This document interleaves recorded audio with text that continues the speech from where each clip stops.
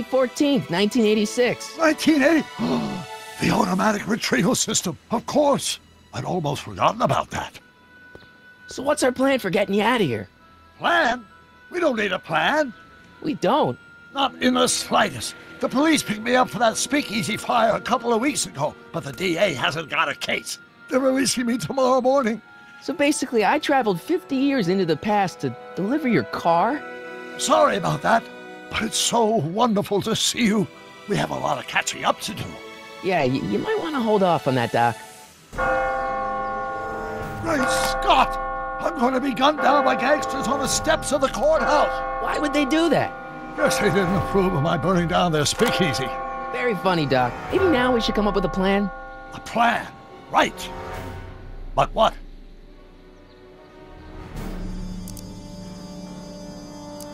Why don't we tell the authorities? Tell them what? That my friend from the future has proof that I'll be murdered tomorrow? They'd ship us both off to the loony bin. And trust me, you don't want to see the inside of a 1931 insane asylum. Why don't I take the DeLorean, go back in time before you were arrested, and stop you from getting caught in the first place? Don't even think about it. Without my unjust incarceration, the events that sent you into the past might never happen, resulting in a paradox of continuum-shattering proportions. Jeez, we've been back together for 5 minutes, Doc, and you're already talking about the end of the universe. I've missed that. Don't be ridiculous, Marty. I was only referring to the end of the universe as we know it.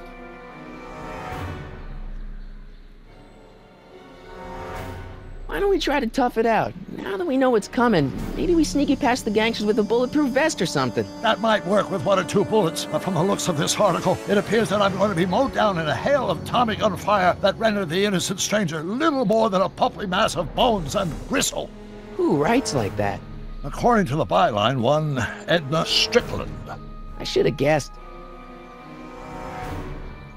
Hey, maybe I could talk to the gangsters. Tell them they're about to shoot the wrong guy. I don't think the criminals of this era are going to be very receptive to a complete stranger telling them that their secret assassination plan is misguided, do you?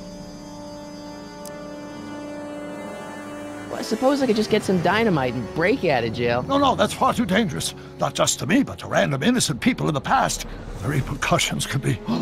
That's it! What's it? My rocket-powered drill. You have a rocket-powered drill? Not yet.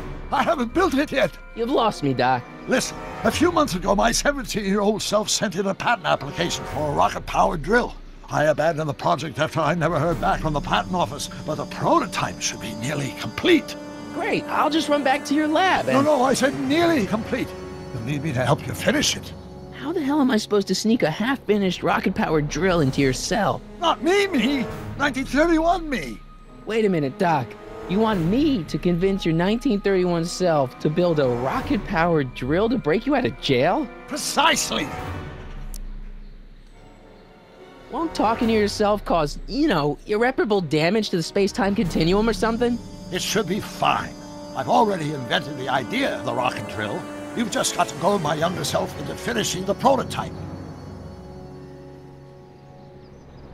How am I supposed to convince your younger self to finish the rocket drill? Just tell him I need to break his older self out of jail? Absolutely not. Whatever you do, you can't tell my younger self anything about time travel. I won't come up with the inspiration for the flux capacitor for another 24 years. Then what am I supposed to... Just be your charming self. From what I remember, I'm a pretty easygoing kid, so enlisting me in a scientific adventure should be a piece of cake. Okay, let's say I go along with this crazy idea. Where can I find you? I mean, the other you. How should I know? It was over 50 years ago. Why don't you go over to the soup kitchen next door and give my house a call? They'll know where to find me. Soup kitchen. Got it. Just stay away from the soup. It'll cause irreparable damage to your digestive system.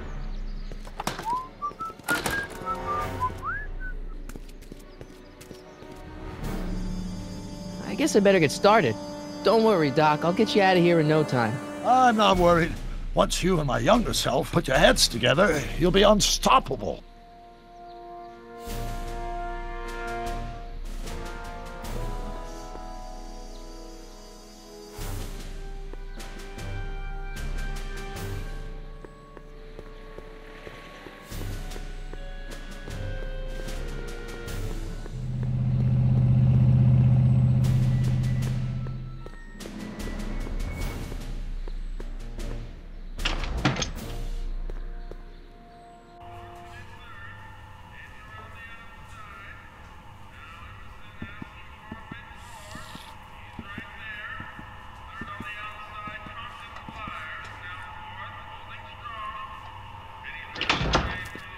McFly! Biff? Kid! Grandpa? That's Mr. Tannen to you, Artie. What are you doing out here? Well, I was getting kind of hungry, so I figured I'd come down here for some free soup. Just thought I'd come down for some soup. Think, McFly. The DA's throwing around subpoenas like Babe Ruth. I don't think Ruth's a pitcher anymore. Shut it! If one of those subpoenas landed in the hands of my number cruncher, I'd be in a whole lot of trouble. I could even get sent up the river. You wouldn't want that, would you? Would you? No, of course not, kid. All right, that's better. What are you looking at, punk? Keep your eyes on the soup, kid. Well, Well, what? what are you still doing here? Sorry, kid. I'll just run back to the safe house. You do that. And McFly, Yes? that hat's too flashy. You better let me hold on to it. Now scram! You got it, boss. And don't come out until I give you the all clear. I swear, if even one of you mooks could add 2 plus 2 without your fingers, I'd dump that wimp into the lake. Hey! Anyway, I'm off to make myself irresistible. Don't let anyone burn down the shop while I'm gone.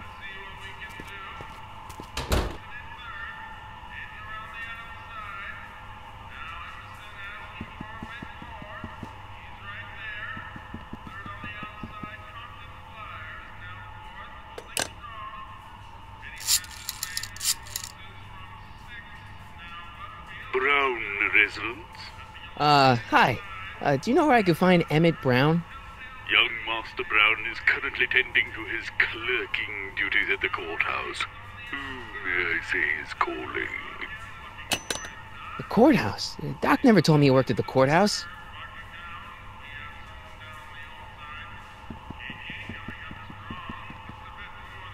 I better not talk to him. I don't want to mess up his timeline.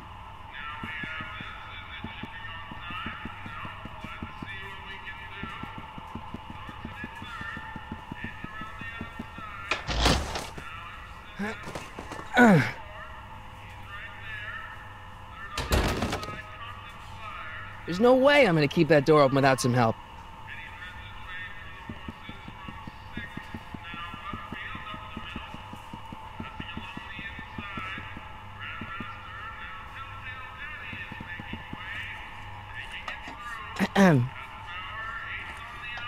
Okay. Hey, never mind.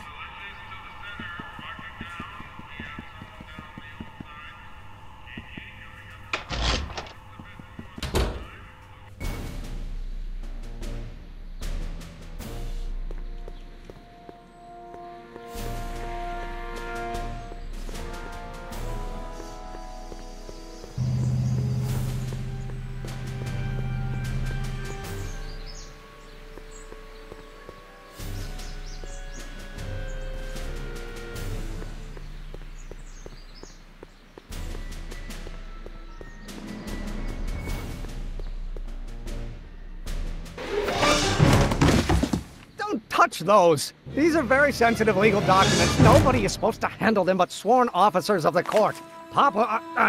Judge Brown says so.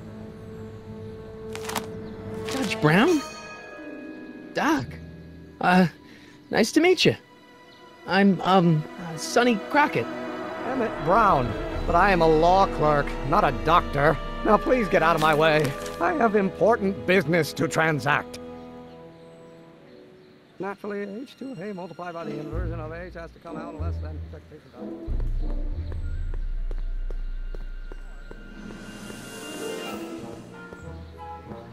A multiplied by the inverse of A might well be equal to A's expectation value, but only if the coefficient of friction remains constant and the gravitational constant is variable. Wait, is that even possible? Oh, let's start over. Listen, Emmett, you don't know me, but I'm your friend. I'm not big on friends. They get in the way of work. Come on, Doc.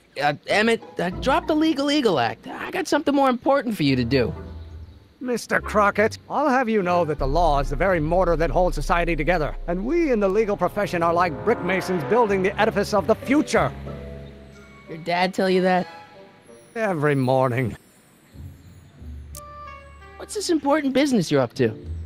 It's a legal matter, very complicated, very abstruse. I need to obtain 5 sets of initials on every copy of this writ of indemnification before before Judge Brown can even think of granting a waiver to the party in the first part. You have no idea what it's about, do you? That's how important it is. So, Emmett, what time are you through with work? Depends. On weeknights, Pop sometimes keeps me in the office till 9. 9 at night? But today's Saturday. Right. So I probably won't get off before 10. How about you knock off work early and I'll buy you a beer, or soda. What do you say? Don't try to tempt me from my duty with sugary beverages. Keeping the wheels of justice turning, that's my one passion in life. Besides, before I ate my pop.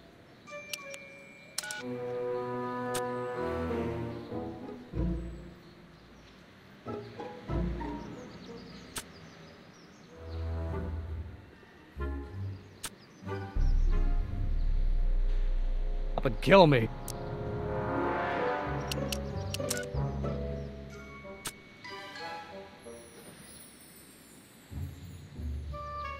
See, I'm sort of in the science business myself. That's why I sought you out. Not that I care in the least, because science is the furthest thing from my own area of interest, which is law, but I don't believe you. It's true. I'm a scientist. Something, Mr. Scientist, from your vast storehouse of scientific knowledge. The leg bone's connected to the thigh bone? Amazing. Listen, I understand you're working on a new invention in your lab. Somebody else. I'm in law. I have absolutely no interest in science. Speed of light. Oh, it brings back to H.